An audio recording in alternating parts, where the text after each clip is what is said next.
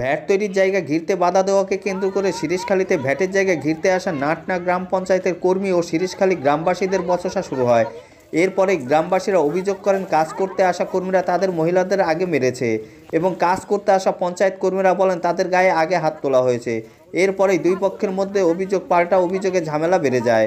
খবর দেওয়া হয় তেহট্ট থানায়। তড়িঘড়ি তেহট্ট থানার পুলিশ এসে পরিস্থিতি সামাল দেন।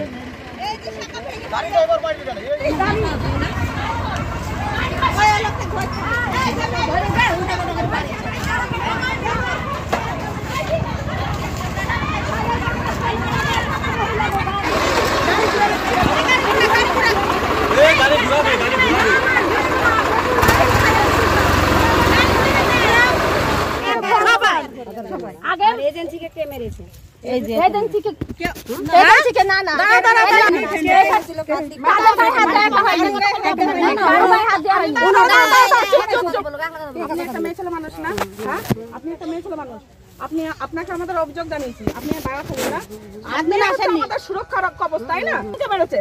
আমরা পুরুষ মানুষের হাতে আমরা মেয়ে ছেলে হয়ে মার খাবো, তো পুরুষ মানুষকে আমরা ছেড়ে দেবো?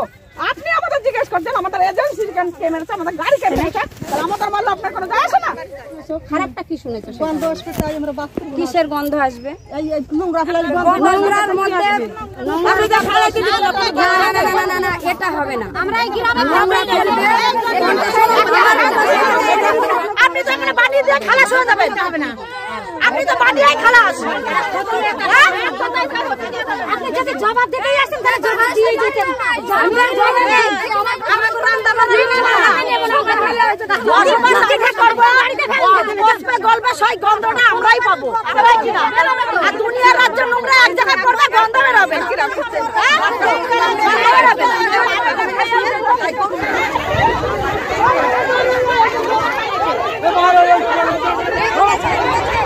প্রধান এসছে দৌড়ে দৌড়ে, যে কাকে মারা হয়েছে বললো? আমাদের এজেন্টকে কেন মারা হয়েছে, গাড়িকে ভেঙেছে, কে গাড়িতে হাত দিয়েছে, প্রধান এসব বলছে। মানে আমাদের যে দেখাচ্ছি যে আমাদের মেরেছে, মহিলা মানুষ আমরা, কারণ আমাদের তো দিদিদের গায়ে হাত দিয়েছে, সেটা তো আমাদের প্রতিবাদ করতে হবে। তা আমরা প্রতিবাদ করবো না কিসের জন্য? কি দিয়ে মেরেছে আপনাদের দিদিদের? শাবল দিয়ে, কোদালে ডার মারছিল, শাবল ছিল এই দিদির গায়ে হাত দিয়ে, শাবল দিয়ে বাড়ি মেরেছে। মহিলাদের গায়ে হাত তুলেছে, হাত তোলার পরে 10 জন 11 জনকে মেরেছে। তাহলে এই মুহূর্তে আপনারা কি চাইছেন?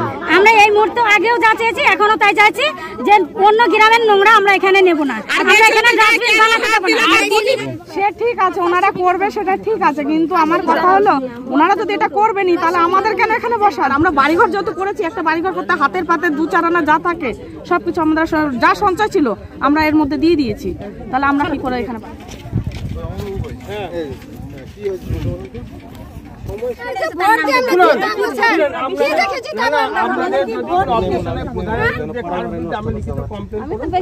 আর একটা অবজেকশন স্যার, যে আমাদের জমিটা আর কি দিয়েছে সেটা বলতে চাচ্ছি, তার না যে জমিটা বিক্রি করতে, যে বিক্রি করেছে না করে সমস্ত কমপ্লেইন দেন থানায় গিয়ে, তার বিরুদ্ধে আমি ব্যবস্থা নেব। আমরা তো আইনে যেটা সেইটা নেব। অসুবিধা হবে বলছেন, যেখানে যদি গার্বেজ ক্যাম্প করে তাহলে আপনাদের কাদের কাদের অসুবিধা হবে? সেই কটা পরিমাণ হয়ে যাবে? 500-700।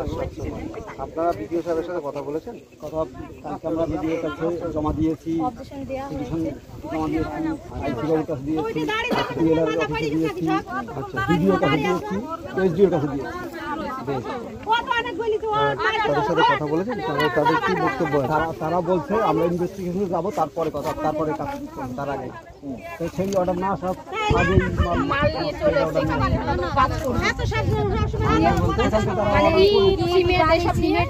সিমেন্টের খুঁটি কাটাতারের বেড়া গাড়ি আসছে, ছেলে গায়ে মারছে, তারা আঘাত করছে।